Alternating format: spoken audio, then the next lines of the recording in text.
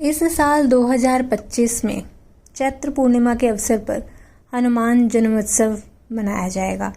पंचांग के अनुसार यह व्रत या यह उत्सव 12 अप्रैल को रखा जाएगा, क्योंकि 12 अप्रैल को 3:51 से शुरू होकर और 13 अप्रैल को 5:51 तक इसका मुहूर्त है।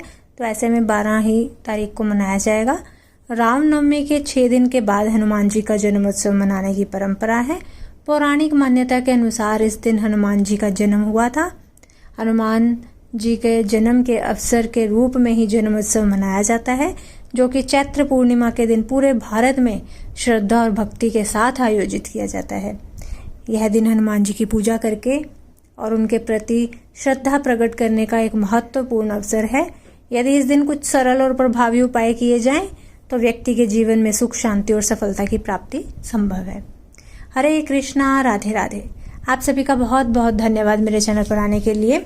आज की वीडियो का विषय है कि अगर आप पाना चाहते हैं हनुमान जी की कृपा, तो उनके जन्मोत्सव पे कुछ उपाय करने का।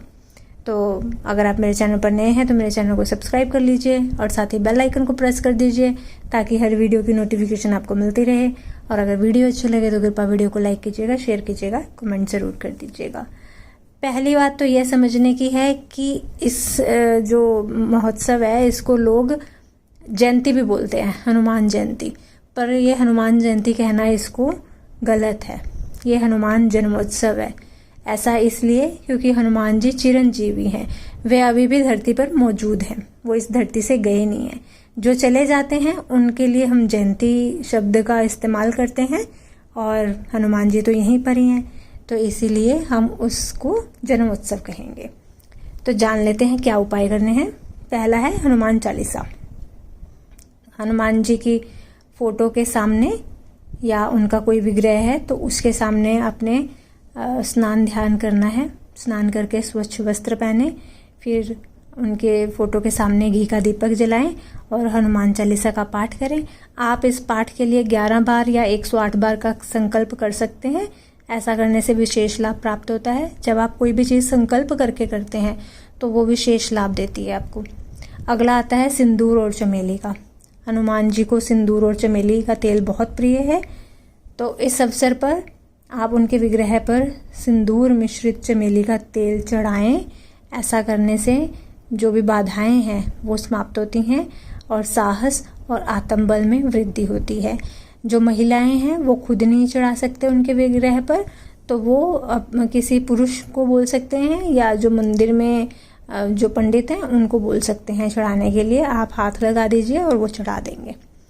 अगला आ जाता है बजरंग बाण का पाठ या सुंदरकांड का पाठ। तो इस दिन बजरंग बाण या सुंदरकांड का पाठ करने से शत्रुओं से सुरक्षा मिलती है, नकारात्मक ऊर्जा का नाश होता है, और अगर संकट में कोई है तो वहाँ से निकलने का भी आपको कोई ना कोई रास्ता अवश्य नजर आएगा। अगला आ जाता है बंदरों को आहार देने का।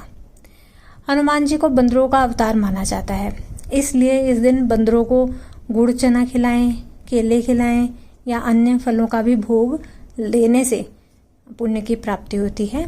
फिर आता है राम नाम का जाप।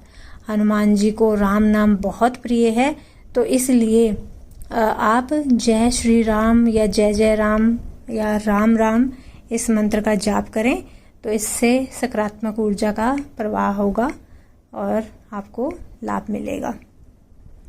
अब आता है कुछ विशेष उपाय। तो जो विशेष उपाय है उसमें सबसे पहला है कि हनुमान जी को केला बहुत प्रिय है, तो उनके भोग में केले को तो आप हमेशा ही शामिल करें। तो इस दिन विशेष करके आपने क्या करना है, 11 केले लेने हैं, हर एक केले के अंदर लौंग लगा देना है। इसके बाद ये जो फल हैं इनको आपने हनुमान जी को समर्पित कर देना है।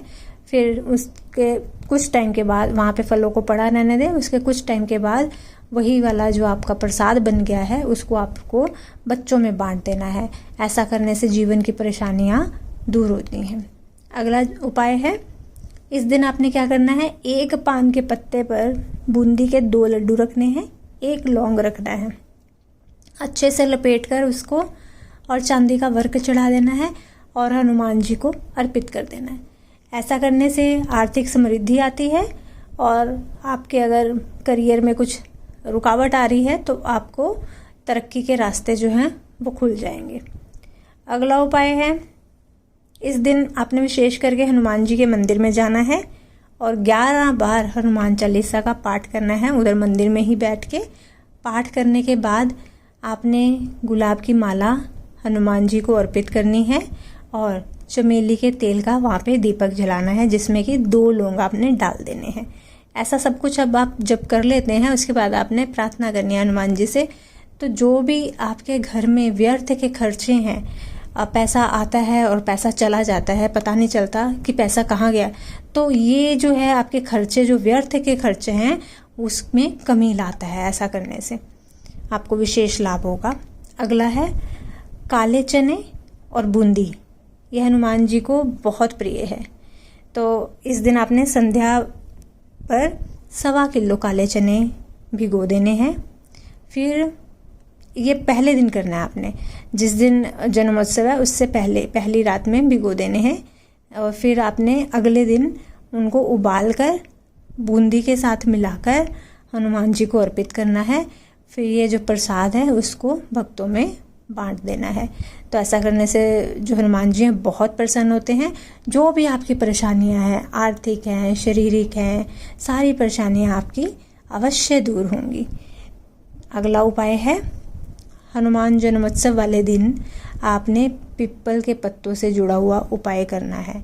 यह उपाय बहुत ही आपको सुख समृद्धि देने वाला उपाय है। सारी समस्याएं, जितने भी धन की समस्याएं हैं, वो इस उपाय को करने से दूर होंगी।